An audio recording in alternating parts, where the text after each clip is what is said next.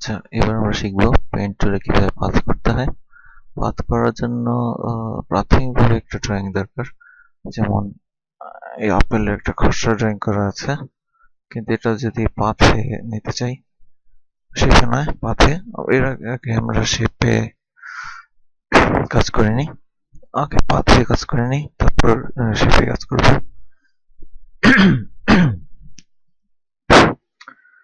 এই জন্য আমাদের যেতে হবে পেইন্ট টুলে গেলাম। উপর থেকে শেপ থেকে পাথ সিলেক্ট করতে হবে। এবার পাথ সিলেক্ট করলাম, আর ঠিক করতে হবে ব্রাশের সাইজ, যে কত মোটা দাগ হবে। দাগ যদি এত মোটা চাই তাহলে এত মোটা, আর যদি দাগ চিকন চাই তাহলে ব্রাশের সাইজ চিকন করে নিতে হবে। অর্থাৎ ব্রাশের সাইজ এখান থেকে বাড়ানো বা কমানো করা যায়। আমরা এবার পেন টুল নিই। এবার পেন টুল দিয়ে যে কোনো এক পাশ থেকে শুরু করি।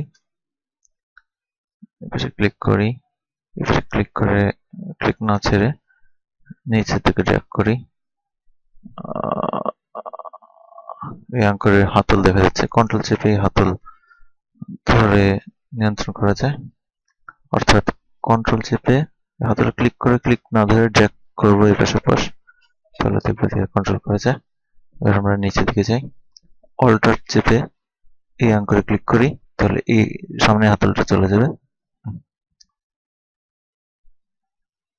আবার অল্টার চেপে ক্লিক করি,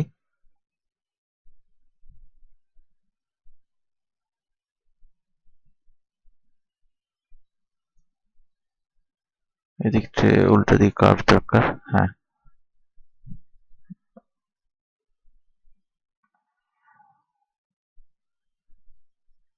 আমরা খুব সূক্ষ্মভাবে কাজটা করবো না, আমরা শুধু পাথের কাজ শিখবো, তাই খুব দ্রুত করছি।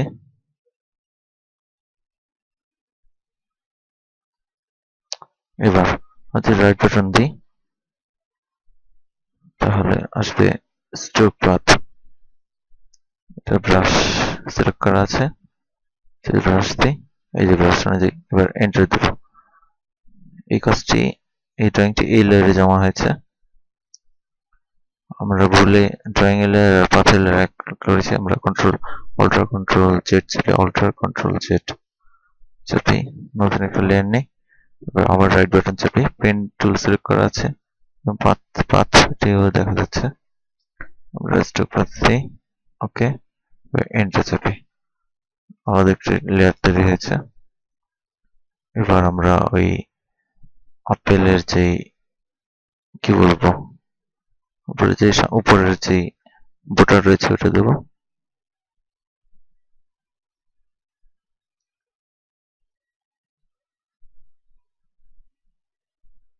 এখানে রাইট বাটন চেপে স্ট্রোক পাথ দিই, ওকে, এন্টার চেপে। এবার বোটার লেয়ার আর পেছনের লেয়ার আলাদা রয়েছে। এখন আমরা যেসব উপায়ে কালার করতে পারি, পেছনের নিচের ড্রয়িং এর লেয়ারটা আগে বন্ধ করি। এই যে আমাদের আপেলের লেয়ার চলে এসেছে। আমরা উপরের লেয়ার ওয়ান টুল দিয়ে সিলেক্ট করতে পারি। সিলেক্ট করলে যেটা হবে, আমরা সিলেকশনের এরিয়া বাড়াবো, সিলেক্ট, মডিফাই, এক্সপান্ড করব, এক্সপান্ড 2 পিক্সেল দিই, সিলেকশন এরিয়া বেড়েছে। এবার আমরা কালার দেব, দিয়ে হচ্ছে সবুজের মতো, সবুজের মাধ্যমে হচ্ছে ব্রাশ নেই।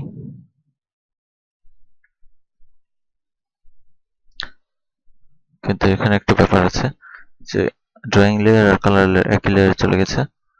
এটা যদি আমরা আলাদা করতে চাই তাহলে কন্ট্রোল জেড দিই, অল্টার কন্ট্রোল জেড চাপি, নতুন লেয়ার নেই, এই লেয়ারের কালারটা দিই, ব্রাশ দিই, কন্ট্রোল ডি দিই, কন্ট্রোল ডি দেওয়ায় ডি সিলেক্ট হলো।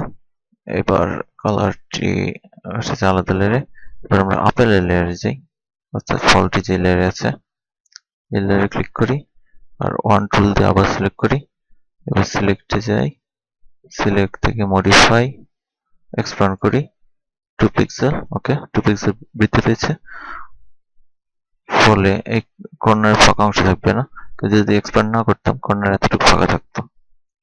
এবার আমরা একটি লাল রং নেই, লাল রং নিয়ে কালার বাকেট দিই, ড্রয়িং লেয়ার, আমরা উপরে নতুন লেয়ার দেব, এর নাম দেব কালার। কালার উপরে আরেকটা কালার লেয়ার আছে, কালার এটা হচ্ছে বুটার কালার আর এটা হচ্ছে বডির কালার। এখানে আমরা কালার বাকেট ফিল করে দিই, কন্ট্রোল টি। এটা আমাদের আপেল হয়ে গেছে। এবার আমরা কন্ট্রোল চেপে কালার লেয়ারে ক্লিক করলে, কালার বক্সে ক্লিক করলে পুরো কালারটা সিলেক্ট হবে। এরপর একটা লেয়ার নেব যেখানে আমরা কিছু শেড দেব, নাম দিই শেড, HADE। এবার আমরা ব্রাশে যাই, সব ব্রাশ নেওয়া আছে, সব ব্রাশ নেওয়া থাকায় আমরা লালের একটু নিচের দিকে কালার নেই, ডার্ক, নিচে শেড দেওয়া আছে। এবার আমরা আবার কালার বক্সে যাই, কালার পিক করে লালের একটু উপরের দিকে কালার নেই, আপেলের উপরের দিকে কালার দেব। এবার আমরা আরেকটু লাইট কালার নেব এদিকে মাঝখানের দিকে এসে। এবার হার্ড ব্রাশ নেই, যাতে কাটলেট দেওয়া আছে, এতে নতুন লেয়ার নেই। এবার এই লেয়ার অপাসিটিটা কমিয়ে দিই একটু, কন্ট্রোল ডি।